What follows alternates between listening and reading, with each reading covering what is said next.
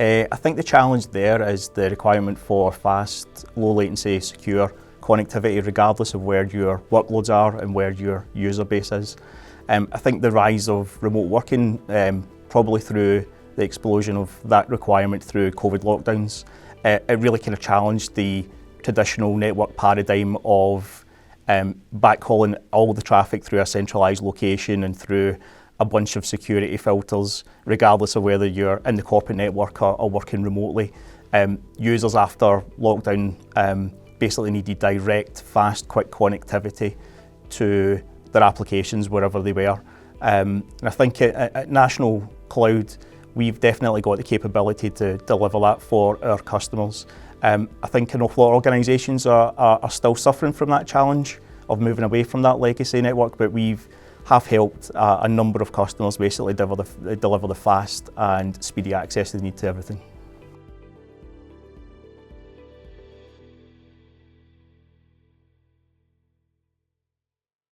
So we've heavily invested in our infrastructure over the course of the last few years, definitely with a focus on the evolving kind of landscape in terms of high capacity compute workloads, AI workloads, and that kind of hybrid complexities that customers have got to face. So our architecture has got high capacity, high bandwidth links right across what we call our sovereign availability zone in central Scotland, with the ability to scale workloads up and down pretty easily for customers.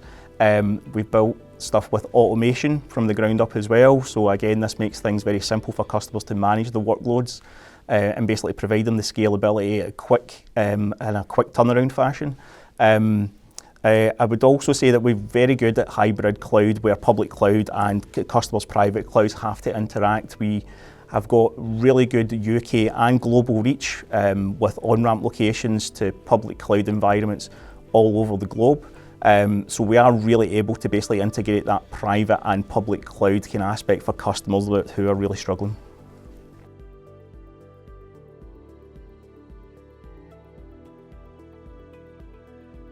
So I think that's the kind of focus on meeting the challenges of what the customers need today with a look to what the evolving kind of landscape is with the network, cloud and AI infrastructures. We have invested heavily over the course of the last few years, and I think it was a matter of good timing for us when that investment was actually happening.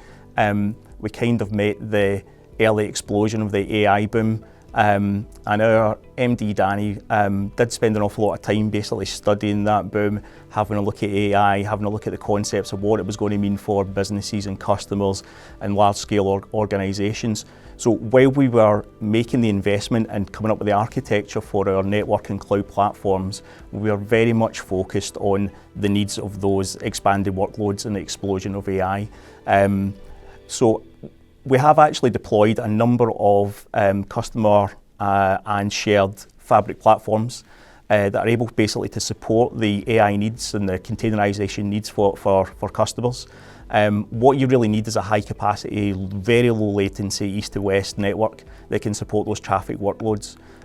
So we're talking about, multi-100 gigabit connections or even more than that. And those are the type of fabrics that we have designed and built and invested in heavily. So I think we are in a very good position to be able to deliver the current needs and also the evolving needs of the AI and the containerization industry.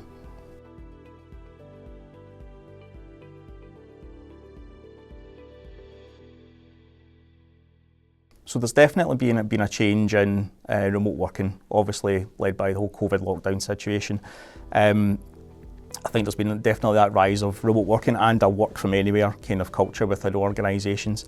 I suppose the network industry in a kind of legacy and traditional manner was very, very slow in terms of its delivery. So we've got a new site somewhere, we need to basically deliver a new network to that site, then basically it takes time to basically deliver the infrastructure in there. And that doesn't basically suit the modern organisation. Plus you've got the challenge if you're not working within the corporate site and you're away working somewhere else, then how do we provide the same security layers that we do for anybody that's working within the office? So I think that is definitely a challenge within the industry. So looking at that, the remote worker challenge is being dealt with a technology called Secure Access Service Edge. And that's a technology that means that regardless of where your workers are, they do receive that same unified security model, so they get the same web filtering, they get the same firewalling, they get the same antivirus scanning as they do if they're working in the office or if they're working remotely. So for the traditional type of corporate site, where you've got basically a corporate site that's owned by a company, you've got a number of users that are based at that site, we can definitely speed up the delivery and the agility of that, and even the ability to spin up new sites in a very quick fashion as well. Our SD-WAN technology means that basically we can deliver a secure environment. We can basically ship out a completely secure office environment that would be a secure edge device, secure switches, secure access points, and have the ability to basically plug it all in and have that working in a matter of minutes, where traditionally you're probably looking at a number of weeks, if not months, to basically get that up and running. Alongside that, we've got more flexibility with the SASE model as well. So you can have a very small site that just requires maybe just a wireless access point for a few users. We can deliver that as a SASE site, just using that access point plugged into a broadband connection. And again, you've got all the same security layers and models that you do if you're sitting in your corporate environment. Same for a site that might just have a switch. You might just have a couple of users on a switch, and again, we can deliver that SASE environment just on that single switch at that site. And the nice thing about SASE as well is that it basically ties into your SD-WAN environment as well. So with SD-WAN, you've got a nice simple wide area network with your SASE users are fully integrated into that, so they just become an extension of that SD-WAN network, and everything talks and communicates without any effort.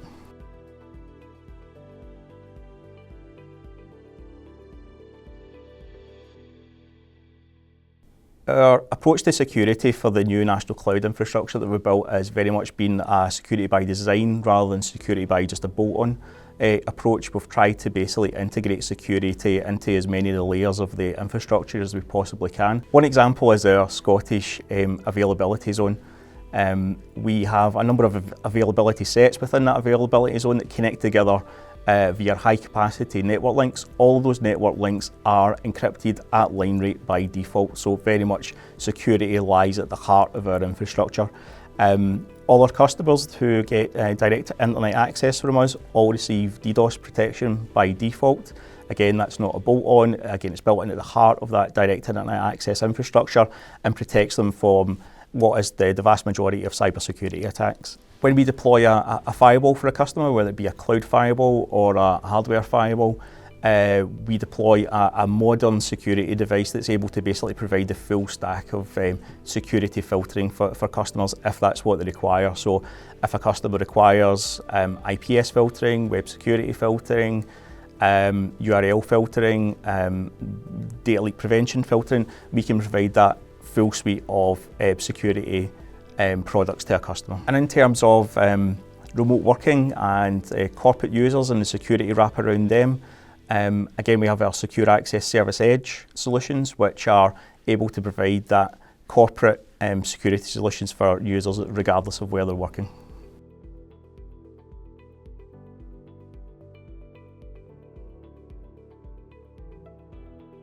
So our shared and private network platforms for customers with those types of workloads are able to support the high capacity requirements that those workloads have. So we're talking about 100 gig plus network links between the networks, and the ability to cope with the huge amount of east-west traffic that these AI and containerization workloads actually have, as well as looking at the ability to elastically grow a containerized network very, very quickly from, say, a few nodes up to a few hundred nodes within a few seconds, and back down again, and basically cope with the high bandwidth traffic that basically produces.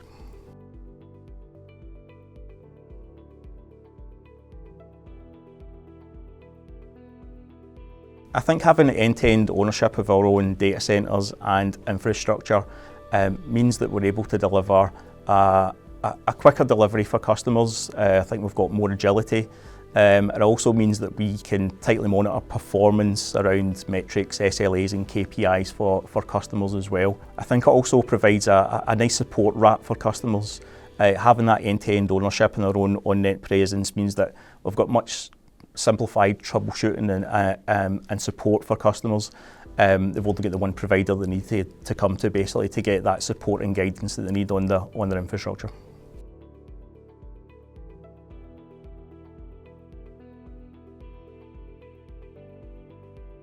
we have worked really hard within the last few years to basically up our reach in terms of the UK and the global market as well. So we're working with a number of strategic partners to basically increase that reach. At present, we're able to provide on-ramps to all the major cloud platforms at the major UK locations, but also globally now as well. We're able to provide connections of up to 100 gig for customers to the likes of Google Cloud, AWS and Azure. So really to meet the high capacity demands that they've got for those public cloud environments. I suppose the benefit they've got with the national cloud is that we manage that hybrid cloud connectivity for them. They can have connectivity into their own private cloud within our environment, and we can deal with the integration of that private cloud connectivity with the public cloud no matter where the provider is and no matter where the on-ramp location that they require for that public provider is.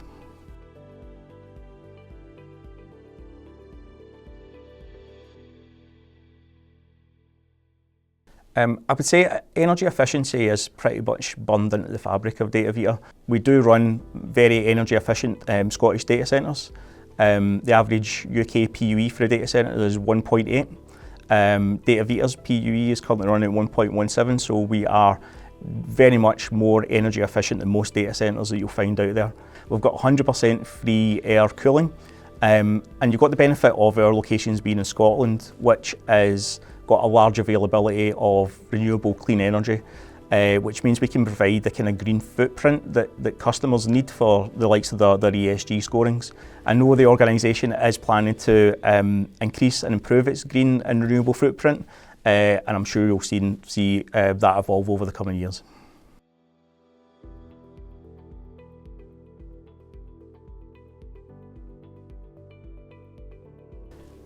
So low latency intra-DC switching is the challenge there for those workloads. We are currently in the process of deploying a number of fabrics that are able to support the requirements of those workloads, all running at 100 gig plus capacity, ultra low latency, able to support the high demands for east-west traffic for those workloads.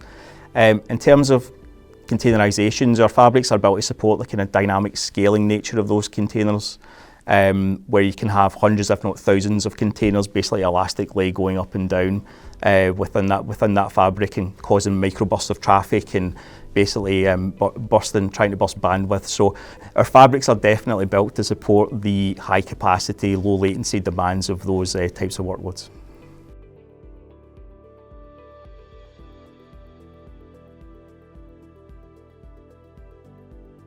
We really have the ability in National Cloud to take all the complexities of modern networks. When you look at the amount of components that are involved in that, so you've got co-location data centres, private clouds, public clouds, SD-WAN, SASE, and the security that basically needs to be wrapped around that. So I think we've got the ability to take all those complexities and give a single vendor support solution for those complexities that will help organisations manage and basically deliver them in a quick and efficient manner.